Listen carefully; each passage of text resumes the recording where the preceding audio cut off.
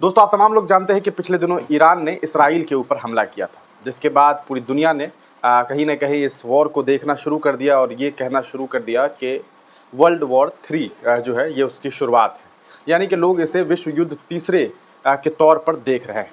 लेकिन देखा गया कि ईरान ने जो हमला किया इसमें लगभग 331 मिसाइल्स का इस्तेमाल किया गया, ड्रोन्स मिसाइल्स, क्रूज़ मिसाइल्स और बैलिस्टिक मिसाइल्स, ये तमाम कहा सकता है इक्विपमेंट्स को मिला करके अगर आप देखेंगे तो आपको समझ में आएगा कि टोटल 331 जो मिसाइल्स हैं वो ईरान के तरफ से दागे गए थे। इस ईरान के द्वारा किए गए हमले में किसी एक शख्स की मौत नहीं हुई। खबर यह आई कि एक बच्चा जो है वो घायल हो गया था। असल में मौत इसलिए नहीं हुई क्योंकि ईरान ने जो हमला किया था, लोगों को लगा कि ईरान भी अस्पतालों पर बम गिराएगा, स्कूल्स पर बम गिराएगा, कैंप पर बम गिराएगा, लोगों के घर पर बम गिराएगा, लेकिन ईरान ने ऐसा नहीं किया जैसा इसराइल फ़लस्तीनियों के लिए कर रहा था। लोगों ने दूसरी चीज़ ये भी सोची कि चलो अब तो फ़लस्तीनियों का बदला ले लिया जाएगा, लेकिन असल में ईरान ने ये युद्ध फ़लस्तीनियों को हटाने के लिए, फ़लस्तीनियों का बदला लेने के लिए किया ही नहीं था, बल्कि सीरिया में इनकी एम्बेसी के ऊपर एक हमला किया गया था जिसमें इनके राजदूत, इनके साइंटिस्ट, इनके स्टूडेंट्स की मौत हो गई थी, जिसका बदला इन्होंने लिया था, जिसको लेकर के अयतुल्ला खामनी ने भी कहा था कि हम इस पर बदला लेंगे। अब सवाल ये उठता है कि आखिरकार इस हमले के बाद इसराइल ने ईरान के लिए क्या किया? सबसे पहले आपने देखा कि इसको लेकर के वॉर कैबिनेट मीटिंग रखी गई। उस मीटिंग में ये फैसला नहीं लिया जा सका कि युद्ध का बदला यानी कि जो हमारे ऊपर जो हमला किया गया उस हमले का बदला कब लिया जाए। बदला लिया जाए इस पर तो चर्चाएं हुई, लेकिन कब लिया जाए, कैसे लिया जाए, ये फाइनल नहीं हो सका। फिर उसके बाद ईरान के ऊपर हमला करने को लेकर के अमेरिका के राष्ट्रपति जो बाइडेन और नेतन्याहू ने जो है एक दूसरे के साथ बातचीत की। नेतन्याहू ने ये प्रपोजल रखा कि हम जो है वो इसराइल के तरफ से, मतलब ये प्रपोजल रखा गया कि हम ईरान के ऊपर हमला करेंगे, जिसको लेकर के सीधे सीधे अमेरिका के राष्ट्रपति जो बाइडेन ने ये बात कह दी कि देखो भैया, तुमको लड़ना है तुम लड़ो, हम इसमें नहीं फंसने वाले हैं। ये साफ साफ उनके द्वारा कह दिया गया, यानी कि अमेरिका ईरान से सीधे सीधे लड़ाई नहीं लड़ना चाहता है। इसके पीछे की वजह यह है क्योंकि वो जानता है कि ईरान के पास क्या कुछ पार्स है, क्योंकि ताकत जो है ईरान के पास वो कोई ऐसा नहीं है कि कोई छोटा मोटा मुल्क हो या उसके पास कोई ताकत नहीं हो, वो उसके पास डिफेंसिव सिस्टम नहीं हो, ऐसी कुछ बात नहीं है। और यही वजह है कि जो बाइडेन ने इस बात से इनकार कर दिया। अब देखना यह है कि क्या आगे होने वाला है। तो आगे मुमकिन है कि इसराइल जो है वो ईरान पर हमला करे, लेकिन ज्यादा चांसेस ये भी है कि वो ऐसा ना करे। ऐसा इसलिए क्योंकि ईरान के ऊपर अगर हमला होता है तो ईरान ने साफ साफ ये बात कही है कि फिर हम भी इस पर हमला करेंगे और फिर उसके बाद युद्ध होगा। यकीनन अगर इन दोनों मुल्कों के बीच में युद्ध होता है तो ये सिर्फ दो मुल्कों का युद्ध नहीं रह जाएगा। मिडिल ईस्ट के और भी कई सारे मुल्क हैं जो इस वॉर में इन्वॉल्व होंगे और उसके बाद ये धीरे धीरे एक वर्ल्ड वॉर का रूप ले सकता है। यकीनन अमेरिका जो है वो इसराइल का सपोर्ट करेगा, बैकडोर से समर्थन करेगा, और ये भी मुमकिन है कि फिर अगर ज़्यादा दिन जंग जारी रही तो फिर अमेरिका जो है सीधे सीधे ईरान पर हमला भी कर दे। तो ऐसे में ये वॉर जो है वो काफ़ी बड़ा लंबा चौड़ा वॉर हो सकता है और काफ़ी भयावह और भयानक हो सकता है। ये एक बड़ी बात है। अब बात करें कि अगर ये युद्ध होता है तो क्या ईरान इसराइल के सामने टिक सकेगा?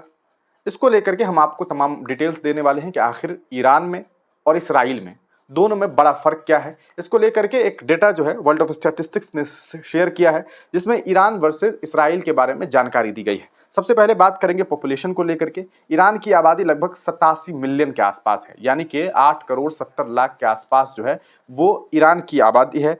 वहीं इसराइल की आबादी 9.4 मिलियन है, यानी कि 1 करोड़ भी इनकी आबादी नहीं है। तो आबादी के मुताबिक अगर आप देखें तो ईरान काफ़ी ज़्यादा आबादी वाला एक मुल्क है। लगभग आप मान के चलिए कि उससे 8-9 गुना बड़ी आबादी है। वहीं पर अगर मैन पावर की बात की जाए तो ईरान के पास जो है वो 49 मिलियन मैन पावर है। इसराइल के पास 3.80 मिलियन है। 3.80 मिलियन का मतलब हो गया 38 लाख, और उनके पास जो है वो 49 मिलियन। अब आप खुद अंदाज़ा लगा लीजिए कि क्या आंकड़े हैं। फिट फॉर सर्विस उसमें से 41 मिलियन, यानी कि आप समझ लीजिए कि 41 मिलियन का मतलब हो गया लगभग 4 करोड़ से ज़्यादा जो है वो ईरान के पास फिट फॉर सर्विस है। लेकिन इसराइल के पास सिर्फ 3.16 मिलियन है। उससे कम से कम मान के चलिए कि 10 गुना, 12-13 गुना ज़्यादा जो है वो आपको ईरान के पास है। अब मिलिट्री पर्सोनल की बात कीजिए, मिलिट्री किसके पास कितना ज़्यादा है? ईरान के पास लगभग 6,10,000 आर्मी है, मिलिट्री है। वहीं इसराइल के पास 1,70,000।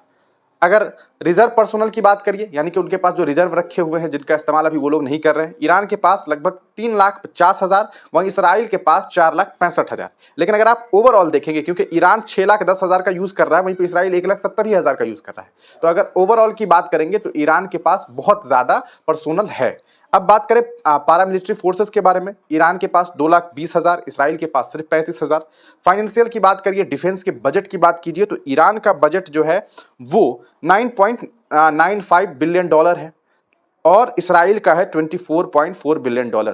तो इसराइल जो है अपना बजट डिफेंस के लिए दुगना रखता है ईरान से। ये इस पॉइंट पर आप देख सकते हैं कि फाइनेंशियली जो है ईरान ज्यादा, इसराइल जो है इस मामले में ज्यादा मजबूत दिखाई दे रहा है। एक्सटर्नल डेट के बारे में बात करें, बाहरी कर्ज के बारे में, तो ईरान का जो कर्ज है वो है 127.15 बिलियन डॉलर, है ना, 127.15 बिलियन डॉलर। वहीं पर इसराइल का 212 बिलियन डॉलर के आसपास, यानी कि इसराइल का कर्ज ज्यादा है। वहीं अगर एयर पावर की बात करेंगे, टोटल एयरक्राफ्ट की बात करेंगे जिसका इस्तेमाल ये लोग एयरक्राफ्ट का इस्तेमाल करते हैं, ईरान के पास है 551, इसराइल के पास है 612। उसके बाद अब फाइटर एयरक्राफ्ट की बात करें, ईरान के पास है टोटल 186, इसराइल के पास है 241। अटैक हेलीकॉप्टर की बात करें, ईरान के पास है 13, इसराइल के पास है 48।